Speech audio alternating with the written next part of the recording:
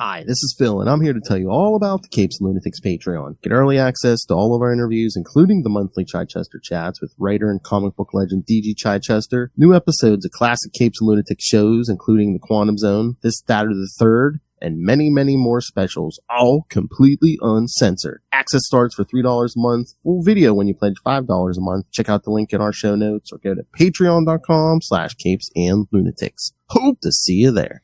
Look, up in the sky, it's a bird, it's a plane, it's an electric mullet. Hello, everyone, and welcome back to another episode of Electric Mullet. 221. I am Phil. Joining me, as always, Superman's #1 fan. It is Tyler Patrick. That's right. And this time, both episodes this month are going to be guest starring a certain Dark Knight detective. That's right. I wonder who that might be. I know. Well, this week we're going to cover Dark Knight Over Metropolis, and then that first one's kind of like a prequel to it, but yeah, things happen there.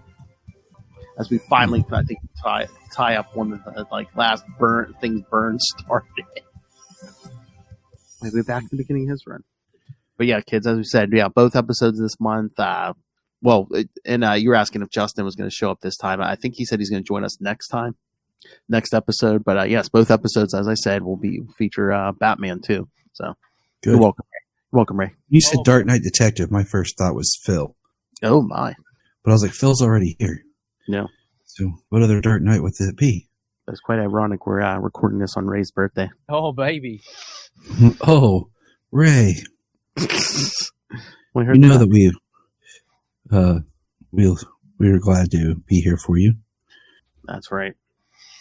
All right. So just bear with me. I'm telling everybody, for some reason, all my equipment just decided to go kaput and be weird on me. So I'm pulling everything up on different sources right now.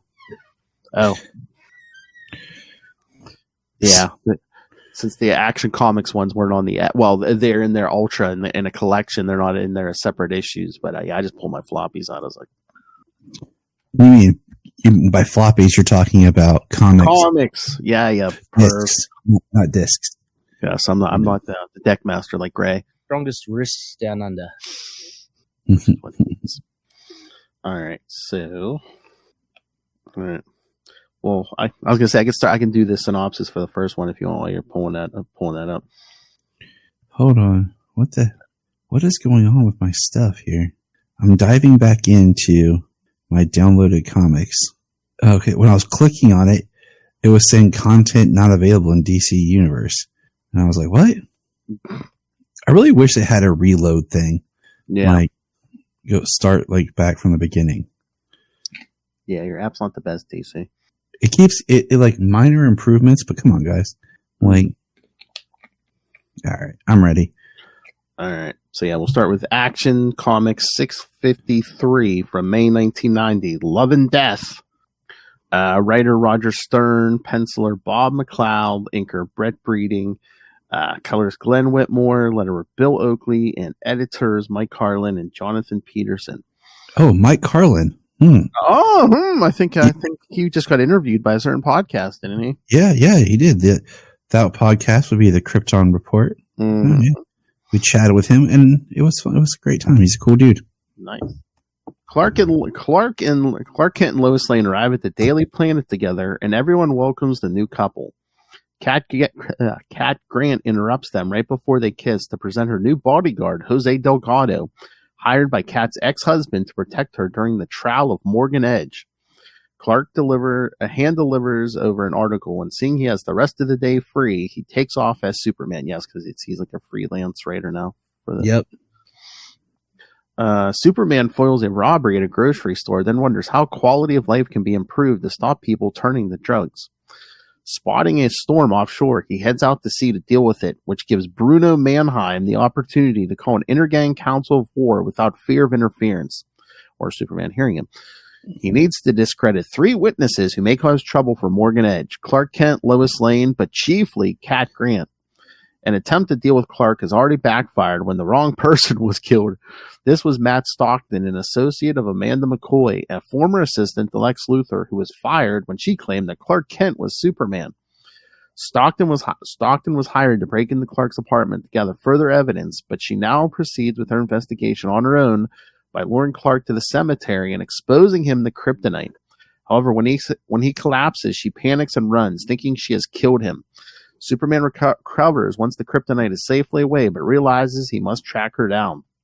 But he is too late as she runs into a pair of muggers who drag her into an alley and kill her. I felt very bad for her. Just like that whole thing, like the irony of, oh, I think I killed Superman. I need to get away and redeem myself or whatever. And then she gets murdered. Yeah. And these street thugs don't even realize, if they had been paying attention, they could have had like a piece of kryptonite. But yeah, the most expensive element on the planet. Exactly. But yeah, we see the Clark and Lois relationship progressing here. So I like this issue because I like how it's like a Valentine's Day issue, and oh yeah, he's presenting Lois with stuff. But I really like the part, like you said, where Clark, he turns in his story, and she's like, "Let me get you your voucher," and he's like, "Oh yeah, this freelance thing is good. Yeah, I think I'll take the rest of the day off." So he basically just goes flying because he's all happy because, the Eradicator's not messing with him. And yeah, I like how he helps the girl with the kite. Yep. He stops the robber and takes, back to the store. But then, like, his whole, breakdown about drugs, I kind of chuckle because I'm like, it's like a little, after-school special right in the middle of the episode about don't do drugs, kids. Yeah. Well, again, it's 1990, so... But yeah, I mean that is an important point where he's like, that's one place like Clark Kent could do more than Superman can, because Clark can write stories and stuff. Yeah, I mean, and I think that's always neat when we see things that he can do as Clark that he really can't do as Superman. Mm-hmm. So, although I mean, as Superman, he could always go to gives talks at schools and stuff and be like, "Hey kid, yeah, I mean he could, but I think there's an effectiveness with Clark Kent, and it's probably quicker and easier to write one story as Clark Kent because Superman would have to go all over. True. But I do Mannheim and Intergang are basically like they don't hold their meeting till Superman's out of town so he can't overhear them. They're like, and he's out of town. I just got confirmation from the guy at the docks. My best guy at the dock. Superman ain't nothing to fear. This is the kind of accent I pictured him having. Exactly. I don't know why, but it just feels like it should be. Mm-hmm. But yeah, then the whole Amanda McCoy thing. I mean, again, that whole thing started in Superman #2. So I mean, this has been going on for probably over 3 years. I know, I just again what happens to her is just horrible. Yeah, because again, Lex hired her to put together all this data on Superman, and she actually came to the right conclusion. Clark Kent is Superman. He's like, no, nobody with that amount of power would live like that, live a normal life. Her whole flashbacks about how she got an innocent man killed, and then she's like, I'm gonna prove it. I'm gonna get Clark Kent to admit he's Superman. Yeah, because that Matt Stockton broke into Clark's apartment looking for info the wrong night, when he was off in space, and Intergang decided to try to kill Clark Kent. So, and he looked just enough like Clark to get himself killed. But yeah, she leaves him that message meet me in this cemetery and stuff. And he flies in, and I'm guessing he must have X-ray visioned the whole place because he was like, "Oh, I only see one woman, and she's alone." But this probably isn't an Intergang trap. But I'm like, shouldn't you have seen? Oh, hey, there's a lead box I can't see through. That's kind of fishy. I know. But yeah, she gets him to drop to the ground when she pulls out that kryptonite. She pulls open the shirt. She's like, admit it. Yeah. And he's like, I'm too sick to admit it. But I'm killing him. And she's like ranting and raving about Lex, and he's like, I can help you put him behind bars, you know. She's like, Lex will believe me now. And Superman's just like, I don't know what's going on. Yeah, well, then he passes out, and she's like, oh no, I killed him. But then they show her run off, and of course he comes to. But he's like, but I mean, I like how he looks horrible, and she said like he gets found out, and she's like contemplating everything on her walk home, only to be murdered. I know. And then the one thing she's like, oh no, I hope I didn't kill him. And two, then she's like, what was I thinking? I'm walking around with this radioactive, you know, this is the thing that took Lex's hand, and I'm walking around with it, with, you know, because she didn't take the box with her.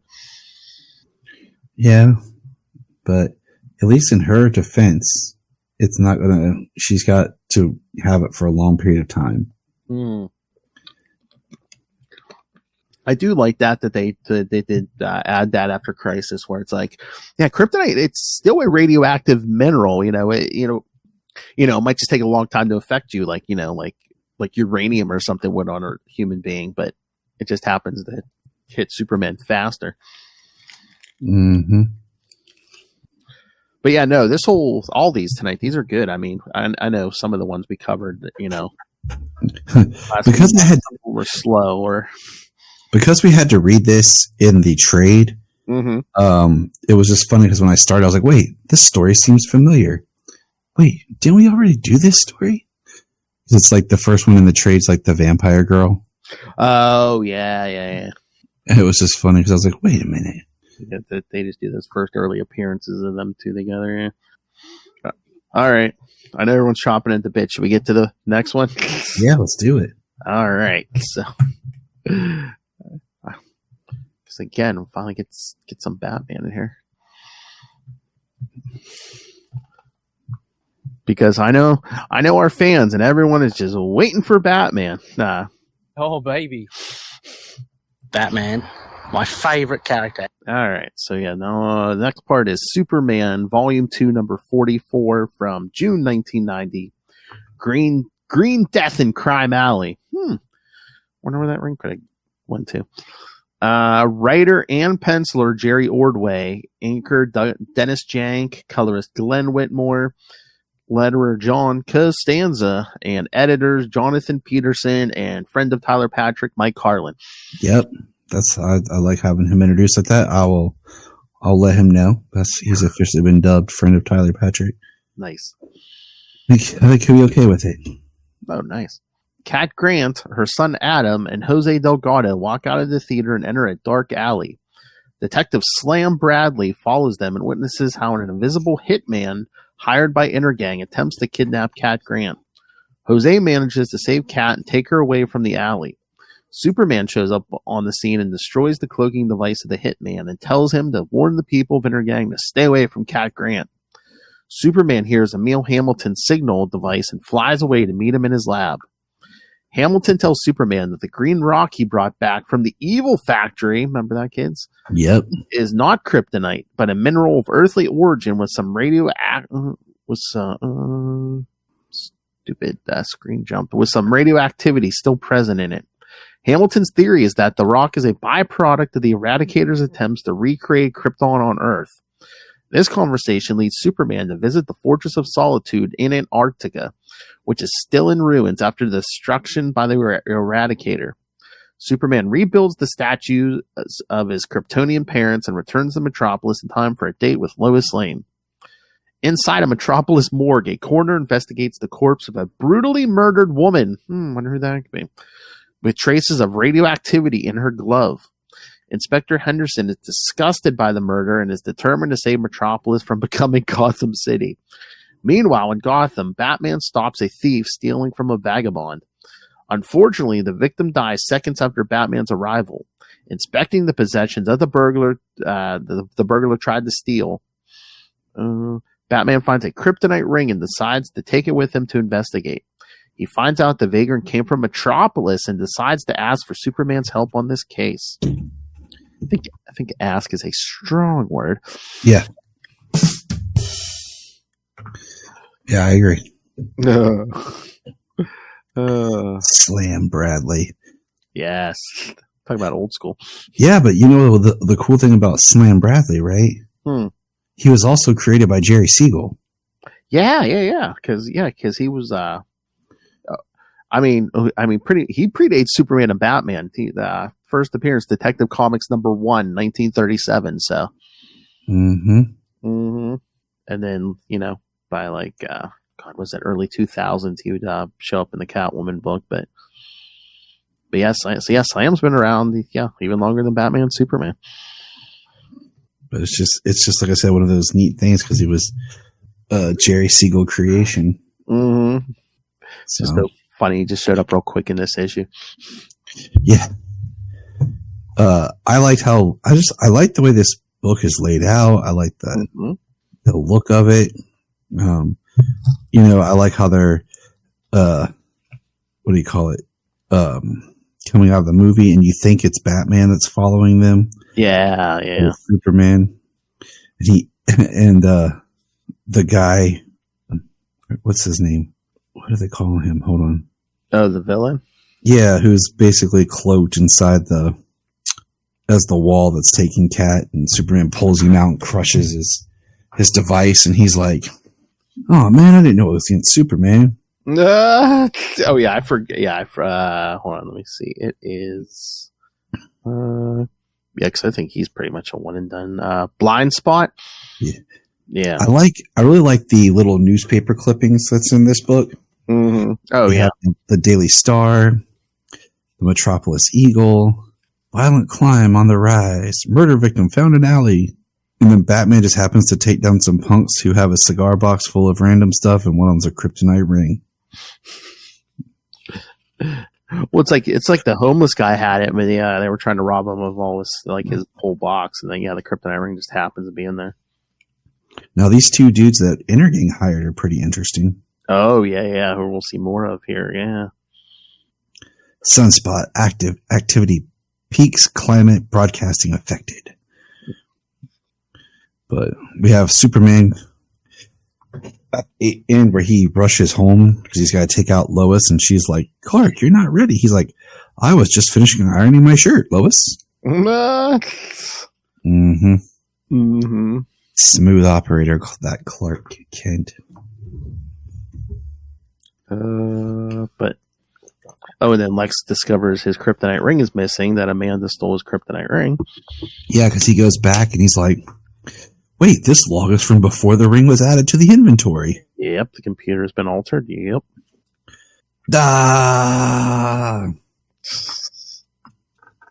So, I mean, you weren't using it anyway. I know. That's just Lex for you, man. Oh, then Morgan Edge wants to go to the awards banquet that's coming up, and his lawyer's like, no, you need to keep a low profile. Your trial's about to start. Morgan Edge. Forgot he was. They talk about him like they got his trial, and later they're just like, but we'll get there. Yeah, but yeah, like you said, then Mannheim puts basically hires Chiller and Shockwave, because Chiller can alter his appearance, and Shockwave just basically this big guy in armor. But I like the alter the appearance. Oh yeah. I also like how these comics are still only 75 cents. I know. But yeah, then Batman, checking out the kryptonite ring, and then he asks Alfred, he's like, wasn't I invited to something in Metropolis? Coincidentally, and he tells him, he's like, the Zenith Awards or some such thing for excellence in journalism. I believe you turned it down on the basis of its sponsorship, Lex Luthor. He's like, oh, well, I can just change my mind. Well, he says it's too late to RSVP, and Alfred's like, no, it's never too late for a man of your standing, meaning, you're rich now, you're fine. But like you said, I like the little newspaper clips because again, they're basically like for each little chapter. Like the first one was like about Cat Grant before the scene outside the theater, and like the Sunspot activity was when Superman went to the fortress, and then there's all those ones about violent crime on the rise before Batman stops those punks in the alley. But yeah, good stuff. Oh yeah. All right. Ready to jump to the next one? Yeah, Dark Knight Over Metropolis, The Adventures of Superman, Part 2 of 3. Part 2. All right. Yeah, I like this cover. I like the art. This is what is this? Dan Jurgens. So of course it's going to be good stuff. Oh yeah. I mean, not that. I mean, everybody's kicking butt on all of these. Hold on. Oh, not Superman 45. Yes. All right. Adventures of Superman 467 from June 1990. Taken to the Grave. Writer, penciler, Dan Jurgens. Inker, Art Thieber. Colors, Glenn Whitmore. Letterer, Albert de Guzman. And editors, Jonathan Peterson. And friend of Tyler Patrick, Mike Carlin. Mm-hmm. Clark Kent finds a note left by Batman in his apartment and sets out to find the vigilante somewhere in Metropolis. At night, Batman sneaks into the morgue and takes the fingerprints of the unidentified female victim, with a police guard triggering the alarm as he leaves. Superman hears the alarm and goes in that direction, expecting to find Batman, but instead finds Gangbuster, keeping watch over Cat Grant's house. Superman tells Jose he admires his fearlessness. Batman interrupts the conversation and asks Superman to talk privately. When they leave, Gangbuster is attacked and held captive by Shockwave and Chiller, two killers hired by Intergang after Blindspot's failure to kidnap Grant. In a separate alley, Batman explains to Superman about two connected deaths related to radiation in Metropolis and Gotham City. He shows a reconstruction of the female body's face, and Superman is shocked to find out that it's Amanda McCoy. Superman explains her connection with LexCorp and the kryptonite ring she used on him. Unknown to Superman, Batman is in possession of the ring, but decides to keep it from him. The two decide to follow the lead and investigate LexCorp's labs. Batman checks the computers and finds Amanda's address. With security on their tails, they escape from the building and head to the Zenith Awards, hosted by Lex Luthor in their civilian clothes. Bruce Wayne and Clark Kent meet Lex Luthor, and Luthor thanks Kent for saving his life a few months ago. Intergang's forces interrupt the ceremony in an attempt to hit Kent and Lois Lane. Lex saves Kent from a blast, saying they are now even. Using his heat vision to generate a smoke screen, Clark changes to his Superman suit and Bruce into his bat suit. They stop the invaders and leave to look for Cat Grant, assuming they have already kidnapped her. Meanwhile, Shockwave destroys the building where Gangbuster is being held captive, and Chiller, disguised as Jose Delgado, kidnaps Cat Grant. But yeah, that's like another good point that we haven't brought up. The synopsis haven't brought up. After the whole Amanda McCoy thing in the first issue, Clark's like, Lex could know my secret, Mm-hmm.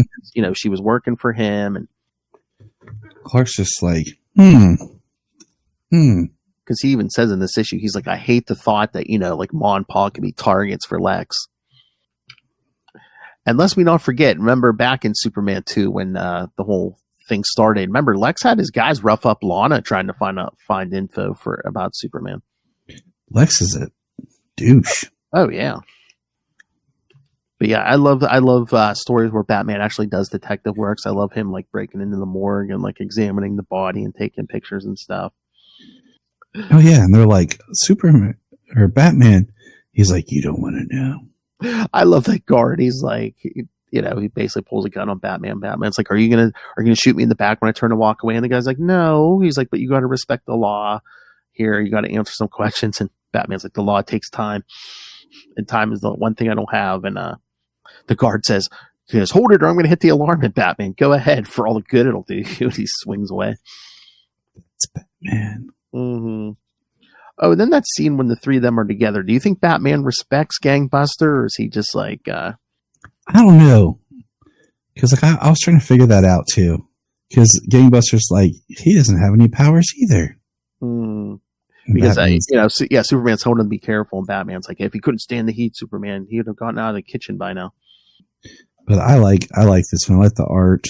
Mm-hmm. The Gangbuster stuff is neat because I like how he gets whipped and the one guy takes his face. Mm-hmm. And at the end, like we see Cat and him together, and then Clark gets saved by Lex. Mm-hmm. Lex is like, call it even. Yeah, because if you remember back in, was it Adventures 447? Yeah, right before he leaves for space. Yeah, when Lex is doing that. I don't know, he's unveiling something at the hospital when that guy who got messed up in one of those Lex suits like tries to shoot Lex, and Clark pulls his arm at the last second. But yeah, so one of the Intergang members like tries to shoot at Clark, and Lex like tackles him out of the way, and Clark's like, he can't know my secret. He thinks he actually saved my life. So that it's actually a good thing. Cause he's like, oh, so he's like, yeah, he cannot, he can't know. But I do like that scene where they're breaking into LexCorp. Mm-hmm. I love it. Yeah. Cause, Superman's like breaking and entering. He's my, usual modus operandi. Batman. Yeah. You would just break it. You would just like walk in and stand there, look tough, and try to like stare Luthor down. So yeah, they're trying to sneak around, and then Superman's like, yeah, don't worry about the security camera. I got it. Basically fried it with heat vision. Great. Soups. Mm-hmm. But then they get in and out before security shows up. But yeah, this might be my favorite issue. I think me too. Yeah. I have loved this thing since I first read it when it first came out. Because again, it's just like the fight at the end is cool with Intergang, and it's the whole Lex thing, thinking he saved Clark. But no, just like when Clark uses heat vision to vaporize the water in the pool, makes all the steam so no one can see him change and stuff. Because the Intergang guys are just like, I can't see you I can't see my hand in front of my face, and Clark's thinking, yeah, that's the point. Yep, because he's Clark. And then they came in that big ship, and Superman just like blasts right through, flies right through it, and Batman's like, boy, I didn't think that was your style. And he's like, no. He's like, it was my X-ray vision. He's like, I saw there was nobody in the section. I just like plowed through, and everyone else had parachutes. Well, I mean, he is doing his thing. And again, I like Dan Jurgens' art. Of course. He's a legend. Him and the Thebert, the inks. Yeah, it's really good. All right. Shall we get to the last one? Yeah. All right. So, yeah, started with action, we'll end with action. Action Comics 654 from June 1990, Deadly Covenant. Roger Stern again, Bob McLeod, Brett Breeding. So basically the team from the first issue, of course, including editors Jonathan Peterson and friend of Tyler Patrick, Mike Carlin. Yay! After thwarting Intergang's attack on Lex Luthor's country estate, Batman and Superman hear the sound of a demolished building. Superman finds Gangbuster's helmet among the debris, but the vigilante somehow survived the demolition and briefs Superman on the attack he suffered at the hands of Shockwave and Chiller. Suddenly, Shockwave rises from the debris and attacks Superman and Gangbuster. Superman defeats him, and Shockwave tells them where Intergang is holding Cat Grant hostage. In an outlying industrial park, Dr. Moon prepares Cat Grant for a brainwashing process to change her testimony against Morgan Edge in the upcoming trial, but the process is stopped before it even begins as Batman, Superman, and Gangbuster break into the facility. The trio defeats Intergang's men and saves Cat Grant, but Batman disappears from the scene, leaving a note for Superman saying he'll know where to find him. Superman finds Batman in Amanda McCoy's messy apartment. Batman shows Superman the diary of the Doctor, where she wrote all about her investigations regarding Superman's real identity and how Lex Luthor discredited her discovery. She would later try to prove Superman's duality with the help of a private detective named Matt Stockton, who eventually died at the hands of Intergang during the investigation. The final entry in her diary reads about her stealing Luthor's kryptonite ring to confront Clark Kent and force him to admit he was Superman. Batman concludes that after her confrontation with Kent at the cemetery, she was killed by some muggers who stole her purse and looted her apartment. Batman also reveals he had the ring during the last few days and hands it to Superman. He leaves and suggests he take all the evidence about his identity before the police find it. Yeah, 'cause he said, was it like an old high school yearbook and a Kent family photo album? Mm-hmm.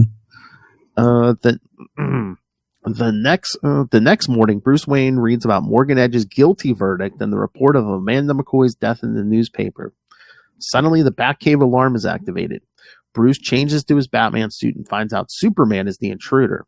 Superman tells Batman about how some villains have attempted to subvert his will and his fear that someday they might succeed.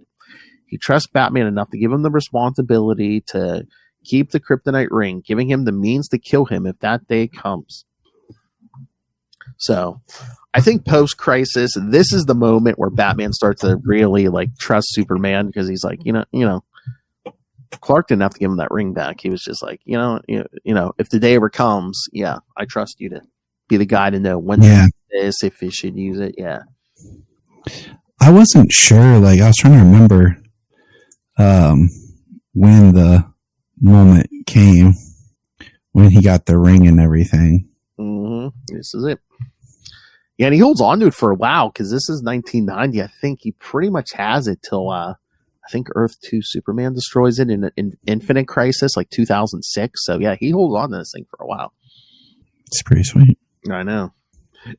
I mean, we'll get there one day, but once he becomes Electric Superman, like they test the kryptonite on him and it has no effect on him.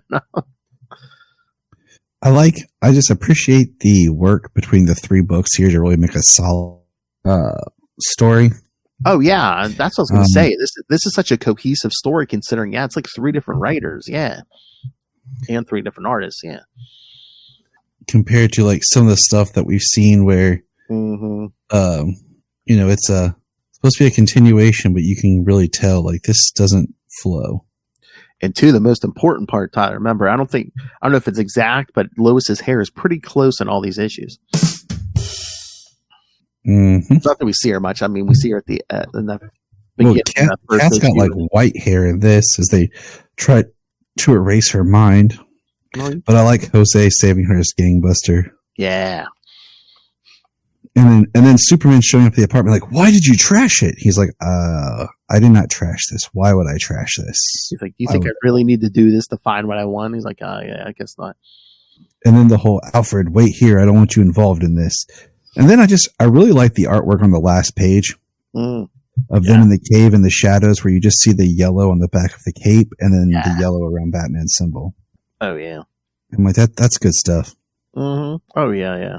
Yeah, I love these era of the books. Yeah, I mean, that was such a nice change of pace too. Because I think from basically in this era so far, we had only seen Batman like showing up in Clark Kent's apartment. This is like the first time Superman's like dropped by the Batcave. It's true. I haven't seen it yet. Before it gets tricky when you're reading comics for different podcasts and you're jumping around, you're working through time, you're doing like stuff in the past, stuff now, and then stuff somewhere in the middle, and you're like, okay, wait a minute, what happened, when, where, and why, and who? Amen, brother. Amen. You're just like, I can't remember. Yeah, it's so sad. Why I can remember all the old stuff more than the current stuff, because the old stuff I've read over and over. Well, the new stuff just keeps rebooting, having some sort of like event every, like, oh, and we got to reboot this, and we got to do this. So, but no, this was good stuff, man. But that Dr. Moon's like an old Batman villain from the 70s. I'm enjoying it. I thought that was funny. They just like drop in this old Batman villain just because Batman's in the story. I mean, they gotta give him somebody, right? I guess, but I mean, all those Intergang thugs, I think. Oh no, I'm sorry. I thought they were new to this story. No, Chiller first shows up in Booster Gold number 8. Okay. Cool. Dan Jurgens creation. Oh, Shockwave is the Shockwave was Blue Devil number 2, 1984. Nice. Right, yeah. For some reason I thought they were originals, but I guess not. Well, they're just not that well known. I mean, that's nice though that they actually brought in these lesser known villains and stuff. Mm-hmm. And again, I crack up every time when Lex thinks he saved Clark. And it's so funny too, because he was seconds away from finding out, because Clark's ripping that shirt open as Lex like tackles. He's like, now we're even. Because remember, he's been waiting for this for a while, because when Clark was off in space, he's like, they all thought Clark was dead. He's like, well, how do I pay back a dead man? Yeah. Because Lex don't like anyone having anything over him. But again, I do like that. I hate when like creators come and go and leave books, and like stuff never gets like wrapped up. I like that this team, even though John Byrne's been gone for a while, they're still like, you know, wrapping stuff up of his that he didn't get a chance to, you know, do, like the whole Amanda McCoy thing. And so, true. yeah, I do like that. All righty, so all right. Got any final thoughts on this, Tyler? Nah, this is just good stuff, man. Oh yeah. That's what I told you when we were slogging through some of those other ones. I'm like, no, good stuff's coming. Starting to be the age of Aquarius. Everyone's like, what? What is he talking about? All right. So, being goofy.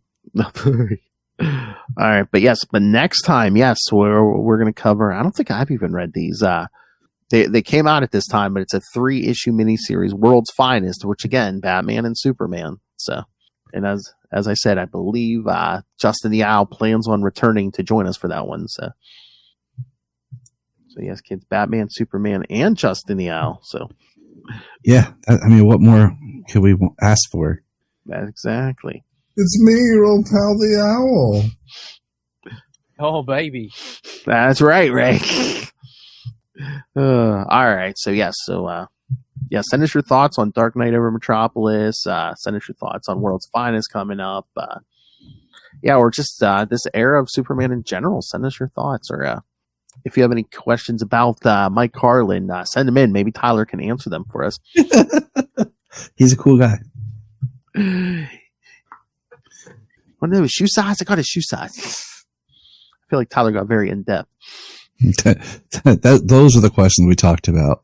Not anything about comics or animation. I was like, shoe size, Mike. By the way, when you're working on the Superman in this era, what shoe did you wear? All right, kids. So so send us your thoughts. Email us CapesandLunatics@gmail.com or call the voicemail 614-382-2737. That's 614-38-CAPES. And remember, you can find every episode from the beginning of time. I believe even before the bad episodes are up there. Go to CapesLunatics.wordpress.com. Again, hear a young Tyler Patrick on some episodes of Before the Bat and maybe some Flash Arrow Power Hour up there. It's before, my voice got higher. Because I work in reverse puberty. Oh, my. Yeah, my voice is going up. Oh, jeez. So check out those early episodes with me, Tyler, and he who will not be named. That's good stuff there. Yes, and of course, you can always help support the Capes and Lunatics buy merch at TeePublic and Spring. And again, you can rain random money on us through the Cash App link. And of course, most important, you want some more bang for your buck, yes, subscribe to the Patreon. Lilith and I'll give you at least one exclusive uncensored episode a month, only for the patrons. And if you're a patron, you can suggest topics for us to talk about. Doesn't have to be comics, can be anything. So subscribe to the Patreon, patreon.com/CapesandLunatics. And again, we guarantee it'll be more vicious and brutal than ever. All right. And again, if you want to hear more Superman talk, more Superman content, and an interview with Mr. Mike Carlin himself, Tyler, where can people find that? Find it on the Great and Powerful on the Krypton Report, where me and my co-host James, the Mighty Man Cole. I was gonna say, speaking of powerful, I know, talk all things DC, but more all things Superman. So I'm tired of knowing everything. The burden. There's that younger voice. I'm tired of knowing everything. I know. All right, kids. Thank you for joining us. Again, come back next episode. More Batman and Superman team up. World's Finest. 1, 2, 3. That's right, kids. More Batman. Oh, baby.